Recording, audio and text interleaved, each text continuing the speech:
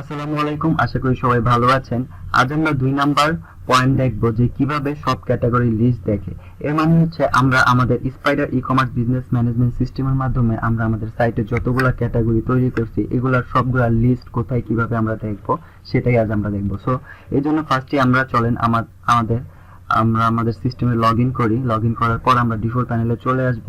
এখান থেকে আমরা সিএম বা ক্যাটাগরি ম্যানেজমেন্ট প্যানেলে যাব। যাওয়ার পর এখান থেকে আমরা লেফট সাইড নেবে ক্যাটাগরিজ নামে একটা বাটন দেখতে পাবো। এখানে যদি আমরা ক্লিক করি তাহলে সিম্পল আমরা আমাদের ক্যাটাগরি লিস্টগুলো আমাদের সামনে চলে আসবে। এখান থেকে আমরা যতগুলা ক্যাটাগরি ক্রিয়েট করছি এই পর্যন্ত সবগুলা লিস্ট দেখতে পারবো সাব ক্যাটাগরি সহ। ওকে, এখান থেকে আপনি স্ক্রল করে নিচে যান আর দেখেন আপনি কতগুলি ক্যাটাগরি ক্রিয়েট করছেন, তারপর কি ডিসিশন নেবেন নেন। ওকে, তো অনেক সহজ একটা জিনিস, আশা করি সবাই বুঝতে পারছেন। ভালো থাকেন, সুস্থ থাকেন, দেখা হবে নেক্সট ভিডিওতে। আল্লাহ হাফেজ, আসসালামু আলাইকুম।